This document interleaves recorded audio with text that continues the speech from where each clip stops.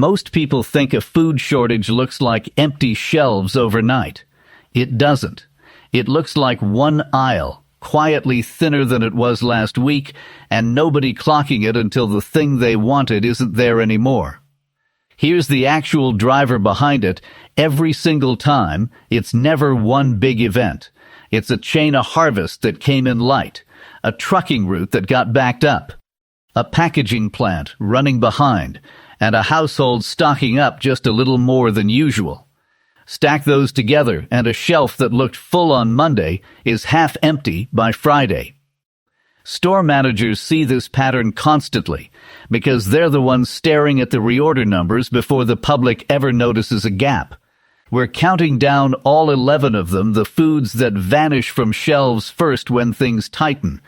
And more importantly, why? Some of them will surprise you. Because it's not the items you'd guess. One of them isn't really about food at all. It's about whether you can actually get through the day. Stay with me, because number one is the one almost nobody stocks. And it's not because they can't afford it, it's because they don't know it matters yet. Number 11, canned tomatoes. Most people assume canned goods are the safest bet in any pantry, the last thing to run short. That assumption breaks down with tomatoes specifically. Tomatoes are one of the most acidic canned vegetables on the shelf, which means they're processed on tighter timelines and packed seasonally, usually from a single harvest window each year. When that harvest underperforms drought, an early frost, disease pressure on the crop, there's no quick second batch to fall back on. The Eustace crop reports track this exact vulnerability because, unlike grain, tomato canning runs are largely a once-a-year event. Here's what most people miss. Canned tomatoes aren't just a side ingredient, they're the acid base for half of what your pantry can actually turn into a real meal chili. Soup, pasta sauce. Lose the tomatoes and a dozen other shelf-stable meals quietly stop being possible too. Buy in cases of 12, not cans of 2 or 3, and rotate them every 12 to 18 months. Because the flavor and texture do degrade even though the can stays safe well past that. Number 10, powdered milk. Store managers don't guess on this one. It's one of the first items pulled toward the front when severe weather is forecast, right alongside water and batteries. The mechanism is simple. It's shelf-stable for years, it's calorie and protein dense, and it's one of the only ways to get real dairy nutrition into a household without refrigeration. That combination makes it a magnet for panic buying the moment a storm warning goes out. The twist most guides skip. Powdered milk isn't just for drinking, it's a baking ingredient, a thickener, a protein boost you can stir into oatmeal or soup without changing the flavor much. That versatility is exactly why it disappears fast. People aren't buying one use case, they're buying 5. A household of 4 should aim for roughly a 1-pound box per week of coverage, stored in an airtight container, not left in its paper packaging, because moisture and oxygen are what actually kill it early. Number 9, dried beans. Here's a myth worth busting directly. People assume dried beans last forever, so nobody worries about the supply. They do last a long time, but edible and cooked properly are two different things. Beans older than 2 or 3 years take dramatically longer to soften, sometimes never fully softening at all, a phenomenon food scientists call the hard-to-cook defect, caused by mineral changes in the bean's cell walls during long storage. That's a mouthful, but here's the plain version. An old bean can sit in boiling water for hours and still crunch. That's the invisible threat with beans specifically. It doesn't show up on the shelf. It shows up in your pot weeks or months after you bought them, when it's too late to do anything but be annoyed. Buy in 5-pound bags, store in a cool, dark spot, and rotate stock so nothing sits past the 2-year mark. Beans are also one of the cheapest complete protein sources on the shelf when paired with rice, which is exactly why they're a first pull item the moment prices anywhere else start climbing. Number 8. Canned tuna and other shelf-stable proteins. The core mechanism here isn't about tuna specifically, it's about protein density per dollar. When budgets tighten across a region, shelf-stable protein is one of the first categories to move faster than restocking can keep up, because it's the one food group that's genuinely hard to substitute. You can stretch grains and vegetables in a dozen directions. You can't stretch protein the same way without real nutritional cost. This is also where appetite fatigue quietly starts working against you. Food storage researchers use that exact term for the drop-off in how much people actually eat when meals become repetitive, even if the calories are technically sufficient. Plain canned tuna, meal after meal, and appetite drops well before the pantry runs out. The fix isn't more tuna, it's variety within the category tuna. Canned chicken, canned salmon rotated so no single flavor dominates the week. Buy enough for 2 cans per person per week as a baseline and treat variety as a supply priority, not a luxury. This is a good moment for the honest ask if this has been useful so far. A like helps more people actually find this video only if you feel it's earned one so far. No pressure either way, let's keep going. Number 7. Cooking oil. Most people don't think about oil until they're standing in front of an empty shelf trying to fry something. The mechanism is almost entirely agricultural and geopolitical. The world's major cooking oils, soybean, canola, sunflower, palm, come from a small number of producing regions, and a disruption in any one of them ripples through the entire global supply within weeks, not months. That's a genuinely fragile system for something most kitchens treat as an afterthought. Here's the part that genuinely surprised me researching this. Oil isn't just for frying. It's a preservation tool. Oil-based storage extends the usable life of things like sun-dried tomatoes, roasted vegetables, even certain cheeses. Lose your oil supply and you lose a preservation method, not just a cooking method. Store 2 to 3 months' worth per household in a cool, dark cabinet away from the stove itself, because heat and light are what actually turn oil rancid early, well before any expiration date. Number 6. Baby formula and infant food, where applicable. This one deserves direct, specific attention rather than a generic mention, because the stakes are categorically different from everything else on this list. Infant formula has one of the tightest, most concentrated supply chains of any food product, a small number of manufacturers, strict regulatory approval processes, and almost no substitutability, because infants can't simply eat whatever's available the way adults can. The FDA and CDC have both documented, following past shortages, how quickly formula supply can tighten regionally even when national totals look fine on paper, because distribution, not total volume, is usually the actual bottleneck. If there's a young child in your household, this isn't a nice-to-have category. It's a 2 to 4 week rotating buffer, minimum, checked against the child's actual growth stage, since formula needs change fast in the first year. This is also where the same disconnect we saw with canned tomatoes shows up again. Different item. Same root problem. National supply numbers can look completely stable while your specific store, in your specific region, quietly runs dry for weeks. Number 5. Rice. Rice is the most universally stocked item on this entire list, which is exactly why it's also one of the most sensitive to buying pressure.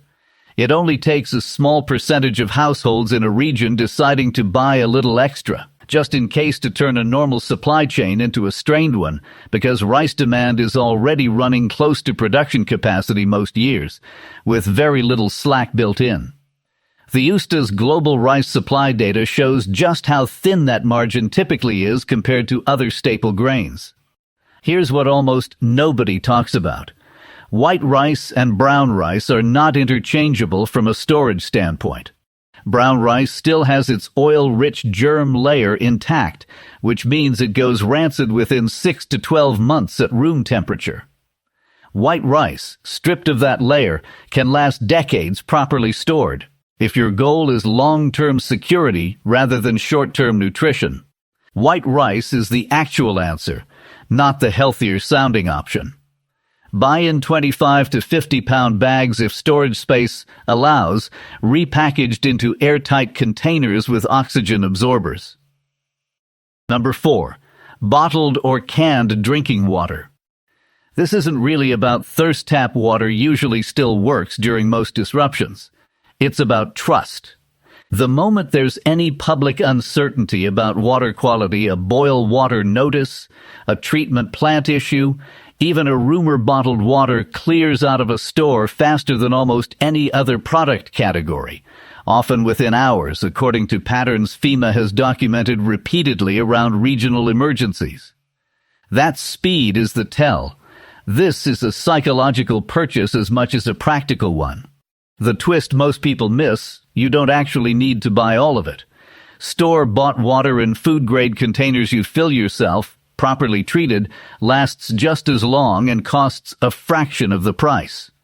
The real vulnerability isn't the water itself, it's container availability. Once demand spikes, those go first, before the water does. Stock the containers now, when nobody's competing for them, at roughly 1 gallon per person per day for at least 2 weeks. Which of these 11 has genuinely never crossed your mind before this video? Drop it in the comments. It actually helps me figure out what to dig into next. Number 3. Salt. This sounds almost too basic to matter, which is exactly why it's underestimated. Salt isn't just seasoning, it's the oldest food preservation technology humans have. Full stop. Before refrigeration existed, salt was how meat, fish, and vegetables survived months without spoiling. That mechanism hasn't gone anywhere, it's just been forgotten because refrigeration made it invisible. If refrigeration ever becomes unreliable for any household, salt quietly becomes one of the most valuable items in the pantry, not one of the least. This is where the asymmetry principle really shows itself. Refrigeration can fail in an afternoon, a power outage, a broken compressor, but rebuilding a food preservation system from scratch without electricity takes real knowledge and time you don't want to be acquiring for the first time under pressure. Salt is cheap, it doesn't expire, and most households have a fraction of what they'd actually need for preservation scale use, not just seasoning scale use. A few extra pounds, stored dry, costs almost nothing and closes a real gap. Number 2. Coffee and tea. This is the item people feel embarrassed to prioritize, and it's the one I'd argue you shouldn't skip. This is squarely in morale territory, not nutrition territory, and that distinction matters more than people give it credit for. Psychological survival research around extended disruptions consistently flags routine and small comforts as directly tied to how well people cope emotionally, not just physically. A morning cup of coffee isn't calories. It's continuity, it's one piece of normal life that didn't get taken away. This matters even more for older adults living alone, where a familiar daily ritual can be one of the few remaining threads of routine and independence during a disrupted stretch. It's a small thing that store managers still watch closely, because it's one of the first non-essential categories that actually behaves like an essential the moment routines get disrupted. A few months' supply, stored airtight and away from light, is a small investment for a real return on morale. And now, number 1. The item that costs nothing to stock, and it isn't a food at all. It's the knowledge of how to actually rotate and use what you already have. Here's the uncomfortable truth behind everything on this list. The vast majority of households that stockpile food never establish a rotation system, which means a meaningful percentage of what they buy quietly expires, unused, years later. Every single item we just covered, the beans, the rice, The oil has a shelf life that depends entirely on whether it's actually being used and replaced, not just purchased once and forgotten in a closet. Buying the food solves half the problem. Managing it solves the other half. And it's the half almost nobody talks about, because it isn't something you can film yourself buying at a store. This is the first in, first out principle, the same system every grocery store on earth already runs on, just applied to your own kitchen. Newest purchases go to the back of the shelf, oldest move to the front, and you actually cook with your stockpile regularly instead of treating it as an untouchable emergency vault. Store managers live and breathe this system daily. It's the entire reason a store's shelves stay usable instead of full of expired stock nobody wants. There's no dollar amount attached to this one. It costs a notebook or a piece of tape and a marker and about 10 minutes a month. That's the whole investment. And it's the single decision that determines whether everything else on this list was actually worth buying in the first place. So here's how these 11 actually connect, because they were never really a random list. The tomatoes, beans, tuna, and rice handle raw nutrition, the actual calories and protein a household needs to function. The oil and salt handle preservation, extending the life of everything else you have. The water and formula handle the non-negotiables, the items with zero real substitute. And the coffee, tea, and rotation habit handles something the rest of this list can't touch on its own, whether a household actually holds together, day after day, calmly, instead of just surviving on paper. That's really the whole idea behind stocking any of this. It was never about fear. It's arithmetic shelf life against usage rate, supply against demand, preparation time against how fast things can actually go sideways. Households that already have this sorted out aren't the ones panicking when a shelf looks thinner than usual. They already solved it, weeks or months before it mattered, quietly, without anyone noticing.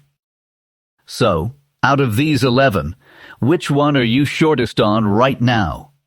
Tell me in the comments. I read every single one, and it genuinely shapes what I cover next.